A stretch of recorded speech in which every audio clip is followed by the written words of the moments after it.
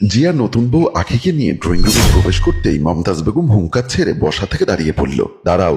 দুজনে চমকে উঠে দাঁড়িয়ে গেল।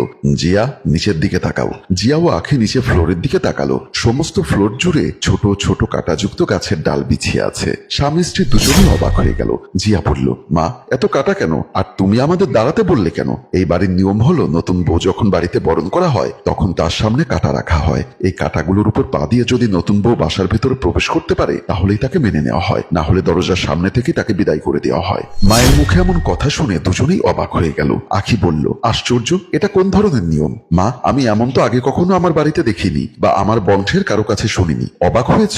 অবাক হওয়ারই কথা। আমিও আখির বাবা মোমিন খানের এমন অদ্ভুত একটা শর্ত নিয়ম মেনেই তোমার সাথে আখির বিয়েতে রাজি হয়েছি। মায়ের কথা শুনে আবারও দুজনে অবাক হলো। জিয়া কাপা কাপা গলায় বলল, মা, তুমি এসব কি বলছো? কিসের নিয়ম তুমি মেনে আমার সাথে আখির বিয়েতে রাজি হয়েছো? সেটা শোনার আগে আমার নিয়মটা মেনে তোর নববধূকে বাসার ভেতরে প্রবেশ করতে বল। আখি বলল, আমি অবশ্যই আপনার নিয়ম মানবো আর এই কাটার উপর দিয়ে হেঁটে এই বাসায় প্রবেশ করব। তার আগে আমাকে জানতে হবে আমার বাবা আপনাকে কোন শর্ত দিয়ে কোন নিয়ম পালন করতে বলেছে। শুনতে চাও তোমার বাবার অদ্ভুত নিয়ম? তাহলে শোনো। আমি তোমার বাবার বাড়ির দরজায় প্রবেশ করতেই তোমার বাবা দরজার সামনে দাঁড়িয়ে হুঙ্কার ছেড়ে বলল, দাঁড়াও। আমি চমকে উঠে দাঁড়িয়ে গেলাম। আমি আমার পরিচয় দিলাম। তারপর তিনি রহস্যময় একটা হাসি দিয়ে বলল, আমার পূর্বপুরুষ জমিদার। এই বাড়িটা হলো খান বাড়ি। এই বাড়িতে পূর্বপুরুষ থেকে যারা চাকর চাকরানির কাজ করেছে তাদের নাম ঠিকানা এখনো আমার পারিবারিক ডায়েরিতে লেখা আছে। আমি আশ্চর্য হয়ে বললাম, আপনি এসব কথা আমাকে কেন বলছেন? আমাদের পরিবারে যারা চাকর হয়ে কাজ করত তারা আমার বাড়ির দরজা দিয়ে মাথা নিচু করে সালাম দিতে দিতে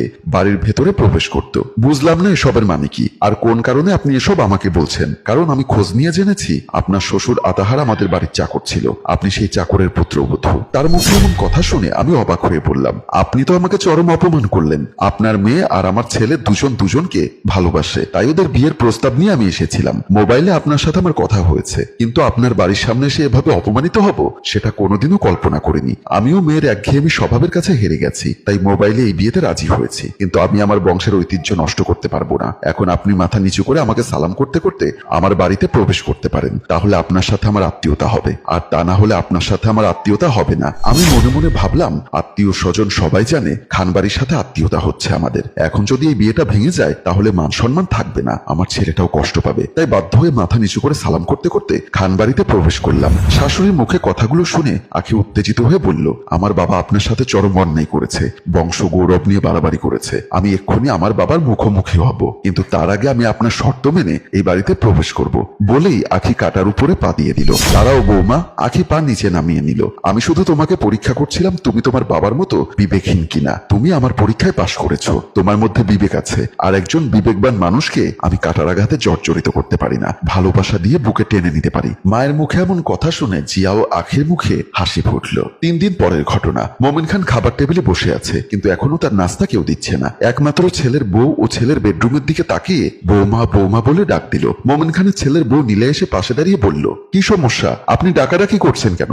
সকাল তো প্রায় 11টা বাজে, এখনো নাস্তা খেলাম না। আমাকে নাস্তা দাও। আমাদের কাজের মেয়েটা চাকরি ছেড়ে দিয়েছে। আমি নাস্তা বানাতে পারি না, রান্না বান্নাও করতে পারি না। আপনি বাইরে গিয়ে খেয়ে আসুন। তুমি এসব কি বলছো বৌমা? তুমি ভালো করেই জানো আমার গ্যাস্ট্রিকের সমস্যা, আমি বাহিরের খাবার খেতে পারি না। আর তুমি আমাকে বাহিরের খাবার খেতে বলছো? আপনি না খেতে পারলে আমার কি করার আছে? আপনার ছেলে তো আর আমাকে দাসীবান্দি বানিয়ে বাড়িতে নিয়ে আসেনি যে আমি আপনার জন্য রান্না বান্না করে খাওয়াবো। বলেই হনহন করে আবার তার বেডরুমের দিকে চলে গেল। পুত্রবধূর কথায় মোমিন খান ভীষণ কষ্ট পেল। আস্তে করে বসা থেকে উঠে খাবার ঘর থেকে বের হয়ে গেল। অফিস শেষে মোমিন খানের একমাত্র ছেলে আরিফ বাসার ভেতরে প্রবেশ করতেই মোমিন খান সামনে এসে দাঁড়িয়ে কাঁদো কাঁদো গলায় বলল, আরিফ, সকাল থেকে আমি কিছুই খাইনি। তোর বউ আমাকে কোনো খাবার দেয়নি। তোকে আজকে একটা বিচার করতে হবে। আরিফ মুখ ঘুরিয়ে বলল, আমি কি বিচার করব? তুই কি বিচার করবি মানে? তোর বউ আমার সাথে অবিচার করেছে, আমাকে রান্না করে খাবার দেয়নি। অবশ্যই তোকে এর বিচার করতে হবে। বাবা, তুমি শুনেছো যে কাজের মেয়েটা চাকরি ছেড়ে চলে গেছে আর নীলা রান্না বান্না করতে পারে না, তাই বাহির থেকে খাবার অর্ডার দিয়ে নিয়ে এসে খাচ্ছে। তুমিও বাহিরের খাবার খেতে? তোরা স্বামী স্ত্রী কি জানিস না আমি বাহিরের খাবার খেতে পারি না? আমি বিভিন্ন রোগে জর্জরিত, আমরা সবাই জানি, কিন্তু তুমি ছোট বাচ্চাদের মতো করছো। বাহিরের খাবার খেলে এমন কোনো ক্ষতি হবে না। বলি আরিফ তার বেডরুমের দিকে চলে গেল। মোমিন খান তার ছেলের কথায় ভীষণ কষ্ট পেল। এখন সে কি করবে? তার প্রচন্ড ক্ষুধা পেয়েছে। বাধ্য হয়ে বাসার ভেতরে চলে গেল। গেট থেকে বের হয়ে মোমিন খান মনে মনে ভাবলো, আখিকে ফোন দিয়ে জানানো দরকার, ওর ভাই ভাবি আমার সাথে এমন অবিচার করছে। ভাবতে ভাবতে পকেট থেকে মোবাইলটা বের করে আখিকে কল দিতে যাবে, এমন সময় একজন ছিনতাইকারী দৌড়ে এসে মোমিন খানের হাত থেকে মোবাইলটা চিলের মতো ছো মেরে নিয়ে দৌড়ে চলে গেল। মোমিন খান চিৎকার চেঁচামেচি করলো, কিন্তু কেউ তার বিপদের সময় পাশে এসে দাঁড়ালো না। মোমিন খান বেশি সময় চেঁচামেচি করতেও পারছে না, কারণ সারাদিন সে না খেয়ে আছে। এখন সে কি করবে? মোবাইলটাও নিয়ে গেল, পকেট খালি। মোবাইল ব্যাংকিং এর মধ্যে টাকা ছিল, কিছু কিনে যে এখন খাবে সে অবস্থাও নেই। মনে মনে ভাবলো আখি শ্বশুর বাড়িতে যাই। যেই ভাবা সেই কাজ, আখি শ্বশুর বাড়ির উদ্দেশ্যে রওনা দিল। বাসার সামনে এসে মমিন খান কলিং বেলে চাপ দিল। আখি দরজা খুলতেই কিছুটা অবাক হয়। মমিন খান তাকিয়ে আছে বিমর্ষ চেহারায়, সারাদিন না খেয়ে চোখের নিচে কালি পড়েছে। মমিন খান মেয়েকে দেখে আবেগে আপ্লুত হয়ে বলল, মা তুই কেমন আছিস? আমি ভালো আছি, তুমি এই অবস্থায় আমার শ্বশুর বাড়িতে এসেছো কেন? মারে, সকাল থেকে তোর ভাইয়ের বউ আমাকে কোনো খাবার দেয়নি, আমি সারাদিন না খাওয়া, তাই তোর বাসায় আসতে বাধ্য হয়েছি। তার মানে তুমি খাওয়ার জন্য আমার শ্বশুর বাড়িতে এসেছো? তুই তো জানিস আমি অসুস্থ মানুষ, না খেয়ে থাকতে পারি না, তাই বাধ্য হয়ে এসেছি। আমার শ্বশুর বাড়ির একটা মান সম্মান আছে, খালি হাতে এই বাড়িতে বাড়ির চাকরেরাও প্রবেশ করে না। আর তুমি মমিন খান, তোমার বাপ দাদারা জমিদার ছিল, তুমি কিভাবে খালি হাতে তোমার মেয়ের শ্বশুর বাড়িতে প্রবেশ করবে? মেয়ের মুখে এমন কথা শুনে মমিন খানের মাথা নিচু হয়ে গেল। এই মুহূর্তে আমার শ্বশুর বাড়ির সামনে থেকে চলে যাও। লোকজন যদি জানতে পারে জমিদার বংশের ছেলে মমিন খান খালি হাতে মেয়ের শ্বশুর বাড়িতে এসেছে, তাহলে তুমি মুখ দেখাবে কি করে? বংশের ঐতিহ্য বলতে একটা ব্যাপার আছে না? মমিন খান ছলছল নয়নে আখির দিকে তাকিয়ে বলল, আসলে আমার অনেক বড় ভুল হয়েছে মা, আমি এখন আসি। বলেই চলে যাওয়ার জন্য সামনের দিকে পা ফেলতেই পেছন থেকে মমতাজ বেগম ডাক দিল, বিআই সাহেব দাঁড়ান। মমিন খান দাঁড়িয়ে গেল। মমতাজ বেগম দরজার সামনে দাঁড়িয়ে পড়ল।